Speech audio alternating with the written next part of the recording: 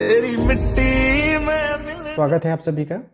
आज के क्लास में हम देखेंगे भारत में पाई जाने वाली मिट्टियाँ और उनके प्रकार थोड़ी विस्तार से देखेंगे, ताकि आने वाले एग्जाम्स में इस टॉपिक से कोई भी प्रश्न आए, चाहे ऑब्जेक्टिव हो चाहे सब्जेक्टिव हो, आप उसे आसानी से जवाब दे सकें। इसे हम मैप के माध्यम से पढ़ेंगे ताकि आपको चीज़ें अच्छी तरह से समझ में आए और फैक्ट्स जो है वो आपको लंबे समय तक याद रह सके।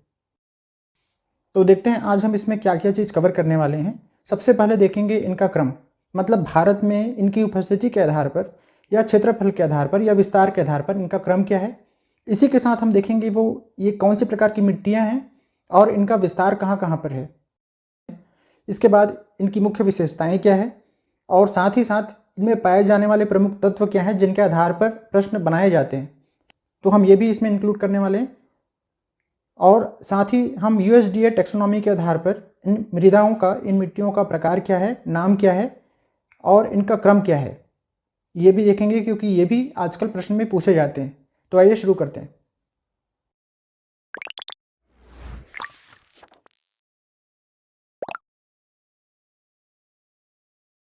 भारत के सर्वाधिक क्षेत्रफल में पाई जाने वाली मृदा है ये जलोढ़ मृदा। कुल 43.36% क्षेत्र में विस्तारित है। कहाँ कहाँ विस्तार है इसका? सिंधु, गंगा, ब्रह्मपुत्र का मैदान, सिंधु, गंगा और ब्रह्मपुत्र का मैदान, नर्मदा ताप्ती का मैदान, यहाँ पर कुछ भाग में नर्मदा और ताप्ती नदियों के भाग में, पूर्वी और पश्चिमी तटीय मैदान, मतलब पूर्वी तटीय मैदान और पश्चिमी तटीय मैदान। पश्चिम तट थोड़ा सकरा है, पूर्वी तट थोड़ा चौड़ा है, तो यहाँ पर भी जलोढ़ मिट्टी पाई जाती है। आपको समझना है कि जलोढ़ मिट्टी वहां पाया जाता है जहां पर नदियों का बहाव आता हो और अवसाद जमा होता हो, निक्षेप जमा होता हो। तो यहाँ पर इसलिए नाम दिया गया है सिंधु, गंगा, ब्रह्मपुत्र। अब देखेंगे नदी, नर्मदा ताप्ती नदी, पूर्वी और पश्चिमी तट में भी नदियों का संजाल है। इधर से आती है नदियां और बंगाल की खाड़ी में गिर जाती हैं। यहाँ से जो छोटी छोटी नदियां बहती हैं वो सभी अरब सागर में मिल जाती हैं। तो जहां भी नदियों का बहाव से अवसाद जमा होता है वहां पर जलोढ़ मिट्टी पाई जाता है। देख लेते हैं इसकी विशेषताएं।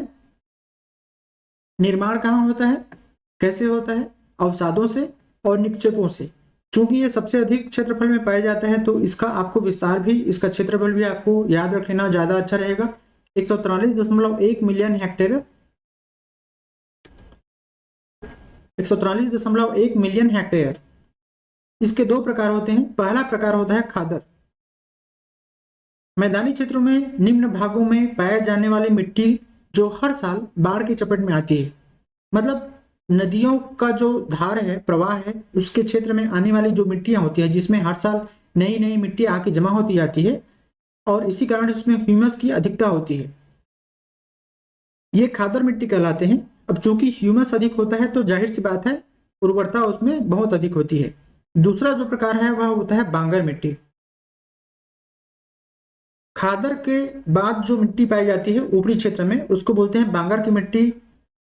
ऐसी मिट्टियों में बाढ़ का जो स्तर होता है वहां पर नहीं पहुंच पाता है और इसी कारण यहाँ की मिट्टी जो है हर साल परिवर्तित नहीं हो पाती, उसमें ह्यूमस की मात्रा अधिक नहीं आ पाती है। यहाँ पर कैल्शियम कार्बोनेट के कंकड़ जो है अधिक पाए जाते हैं, पुरानी मिट्टी होती है। तो खादर और बांगर। तत्वों की बात करें तो ह्यूमस की मात्रा सर्वाधिक। आपको पता है कि खादर मिट्टी में बाढ़ के कारण से हर साल मिट्टियां चेंज होती है तो ह्यूमस जो है बहकर यहाँ जमा होती रहती है, तो इस कारण से ह्यूमस की मात्रा अधिक होती है। फास्फोरस अधिक होता है और कैल्शियम अधिक होता है। USDA के नॉमेनक्लेचर के आधार पर देखें तो जो बांगर होता है उसको बोलते हैं इंसेप्टिसॉल। आपको याद रखना है भारत में सबसे अधिक जो पाया जाता है वह होता है इंसेप्टिसॉल का, बांगर 39.47%। उसके पश्चात खादर होता है। खादर को USDA के नाम के आधार पर एंटीसॉल बोलते हैं और इसका प्रतिशत होता है 28.08%। ये आपको याद रखना है, इंसेप्टिसॉल सबसे अधिक है, बांगर सबसे अधिक है USDA नॉमेनक्लेचर के आधार पर। आजकल के एग्जाम्स में ये सबसे अधिक आ रहे हैं तो इसका क्रम भी हम लास्ट में देखेंगे। सबसे पहले तो ये जान ले कि कौन सी मिट्टी को सामान्यतः गुणों के आधार पर किस प्रकार का नाम दिया गया है। ये हो गया आपका जलोढ़ मिट्टी। फिर आते हैं लाल मिट्टी। लाल मिट्टी जलोढ़ के बाद दूसरे क्रम में आने वाला मिट्टी है, सर्वाधिक क्षेत्रफल में होता है जलोढ़ के पश्चात। इसका प्रतिशत है 18.49% क्षेत्र में यह फैला हुआ है। कहां कहां पाया जाता है? मुख्यतः प्रायद्वीपीय क्षेत्र, आप देख पा रहे हैं प्रायद्वीपीय क्षेत्र। प्रायद्वीपीय क्षेत्र में भी कहां पर? पूर्वी सीमावर्ती राज्य, ये आपका पूर्वी सीमावर्ती राज्य, ओडिशा, छत्तीसगढ़, आंध्र प्रदेश, वेस्ट बंगाल का कुछ भाग, झारखंड का कुछ भाग, ये सभी के सभी पूर्वी सीमावर्ती राज्य। दक्षिण के राज्य आप यहां देखेंगे, दक्षिण के राज्य यहां पर कर्नाटक, आंध्र प्रदेश, तमिलनाडु, केरला। वैसे उत्तर पूर्वी सीमावर्ती राज्य यहां पर आप देखेंगे त्रिपुरा, मिजोरम, मणिपुर, नागालैंड, अरुणाचल प्रदेश, मेघालय के कुछ भाग, ये सभी क्षेत्रों में क्या पाया जाता है? लाल मिट्टी का विस्तार होता है। विशेषताएं देख लेते हैं। आर्कियन शैलों के ऊपर, चूंकि ये दूसरे क्रम का है तो इसका भी आप याद रख लें, आपके लिए अच्छा रहेगा। क्षेत्रफल 61 मिलियन हेक्टेयर। लाल कलर किस लिए? फेरिक ऑक्साइड के कारण से ऊपर का जो कलर होता है वह लाल होता है और इसके नीचे जलयोजन होने के कारण से, मतलब जल के अणु मिल जाने के कारण से इसका रंग थोड़ा सा पीला हो जाता है। ये सरंध्र होते हैं, भुरभुरा होता है और इसी कारण मृदा अपरदन जो है बहुत होता है। उर्वरता तो सामान्यतः कम होती है, लेकिन मैदानी क्षेत्र में जहां पर सिंचाई सुविधा अधिक है वहां पर इनकी उर्वरता थोड़ी सी अधिक होती है, यहाँ पर कृषि कार्य किया जा सकता है। पाए जाने वाले तत्वों में देखें तो आयरन सबसे अधिक आपको दिखाई देगा। आयरन के कारण से ही इसका जो कलर है वह लाल है, मैंने आपको यहाँ पर बताया। ये हो गया आपका लाल। इसका USDA नॉमेनक्लेचर देखें तो इसको बोलते हैं एल्फीसॉल्स। तीसरे क्रम की मिट्टी है काली मिट्टी। क्षेत्रफल में देखें तो जलोढ़, लाल के पश्चात तीसरा क्रम है काली मिट्टी का। 15.09% क्षेत्र में यह फैला हुआ है। देखते हैं कहां कहां पर? महाराष्ट्र और गुजरात।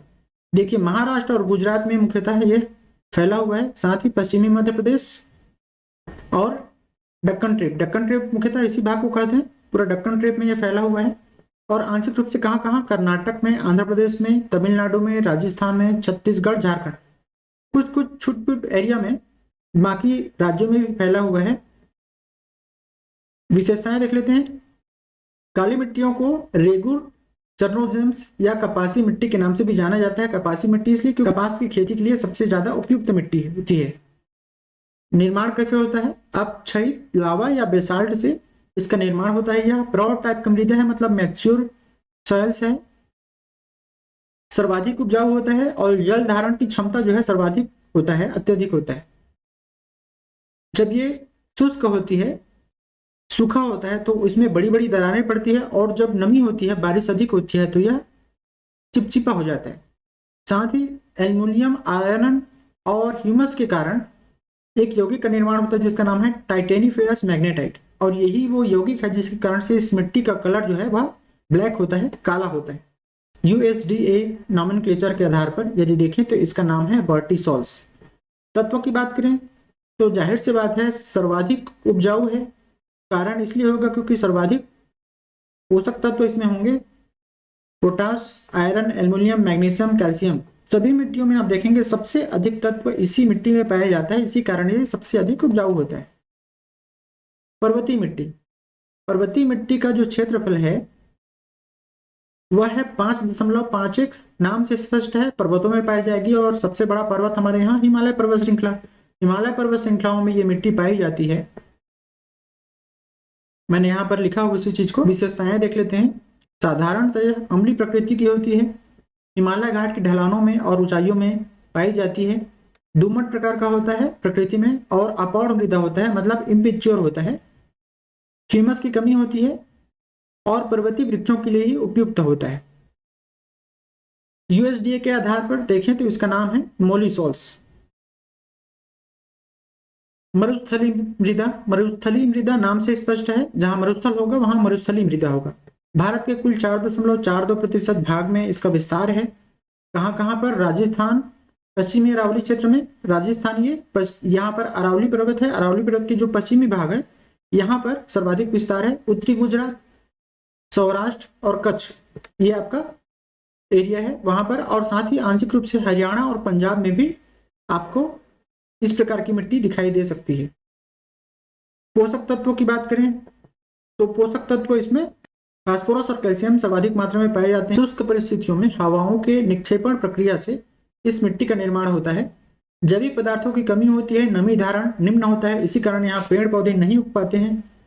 ऊपरी परत अत्यधिक लवड़ी होता है, लवण जो होता है मिट्टी के ऊपरी भाग में संचित हो जाती है। कैल्साइट और जिप्सम की अधिकता होती है। साथ ही इसी कारण से सिर्फ मोटे अनाजों के लिए ही ये मिट्टी उपयुक्त होता है। यदि यूएसडीए का टेक्सोनॉमी देखें तो इसका नाम है एरिडीसोल्स। एरिड का मतलब होता है मरुस्थली, तो एरिडीसोल्स। छठा प्रकार है लैटेराइट का।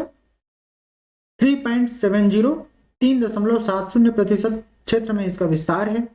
कहां पर ये फैला हुआ है? कहां फैला हुआ है? मुख्यतः प्रायद्वीपीय भाग में फैला हुआ है। अलग अलग राज्यों में छिटपुट स्थानों पर यह फैला हुआ है। पश्चिमी घाट, पूर्वी घाट के चुनिंदा स्थानों पर, राजमहल की पहाड़ियां झारखंड, राजमहल की पहाड़ियां, सतपुड़ा विंध्य यहाँ पर तटीय सीमावर्ती राज्यों, आप देखेंगे तटीय सीमावर्ती राज्यों और उत्तर पूर्वी राज्य, यहाँ पर आप देखेंगे असम का उत्तरी कछार और मेघालय की गारो पहाड़ी क्षेत्र, यहाँ पर जो है लेटराइट मिट्टी पाई जाती है। विशेषताएं देख लेते हैं। निर्माण लीचिंग या निक्षालन प्रक्रिया से उच्च तापमान और भारी वर्षा के कारण से इस प्रकार की मृदा का निर्माण होता है। अम्लीय प्रकृति होती है, जैविक तत्वों की कमी होती है। लोहे के ऑक्साइड के कारण से लाल रंग होता है। आप देखेंगे लोहा और एल्युमिनियम यहाँ पाया जाता है तत्वों में। लोहा और एल्युमिनियम के कारण से ही इसका कलर जो है लाल रंग होता है। नमी युक्त जब होता है मिट्टी तो काफी मुलायम होता है, लेकिन जब सूख जाता है तो यह ढेलेदार होता है और इसी कारण से ईंट या भवन निर्माण की सामग्री के रूप में इसका प्रयोग किया जाता है। बागानी फसलों के लिए उपयुक्त होता है। यदि यूएसडीए टेक्सोनॉमी देखें तो इसका नाम है अल्टीसोल्स। तत्व तो मैंने आपको बता ही दिए हैं। तो ये है मुख्य 6 प्रकार की मिट्टियां। इसके पश्चात देख लेते हैं 4 और प्रकार की मिट्टी। अंतः पर्वतीय मृदा 1.75 पर्वतीय तराई क्षेत्रों में पाया जाता है। क्षारी होता है, चावल की कृषि के लिए उपयुक्त होता है। हिम मृदा 1.21%। पर्वतीय क्षेत्रों में बर्फ हिमानी से ढकी हुई मृदा को हिम मृदा कहते हैं। हिमालय क्षेत्र में ये एकमात्र हिम होता है, तो हिमालय क्षेत्र में होता है और कृषि के लिए अनुपयुक्त होता है। धूसर भूरी मृदा 1.09%। 1.09%। कहाँ राजस्थान, गुजरात में लौह ऑक्साइड की उपलब्धता यहाँ पर होती है। और अंत में लाल और काली मृदा का संक्रमण क्षेत्र, मतलब लाल और काली मृदा जहां जहां पर मिलते हैं तो मिक्सअप होता है। मिक्सअप के कारण से लाल काली मृदा का निर्माण होता है। तो ये हो गया आपका 10 प्रकार की मृदा जो कि भारतीय कृषि अनुसंधान परिषद ने वर्गीकरण किया था उसके आधार पर। इसके अलावा एग्जाम्स में और 3 प्रकार की मृदा के बारे में पूछा जाता है। पीट मृदा को ही दलदली मृदा कहते हैं। जहां पर पानी का भराव होता है वहां पर मृदा होती है, वहां पर ह्यूमस की मात्रा बहुत अधिक होती है। इसमें 50 से 55% जो है वह चिका की मात्रा होती है। करेवा मृदा जम्मू कश्मीर में पाया जाता है। करेवा मृदा आपको पता है अखरोट और केसर की कृषि के लिए सर्वाधिक उपयुक्त है। इसका निर्माण प्लास्टोसिन काल में हुआ था, मतलब सर्वाधिक नवीनतम मृदा है ये करेवा। और सरोवरी निक्षेप, मतलब जहां सरोवर होते हैं उसके निक्षेप से इस मृदा का निर्माण होता है।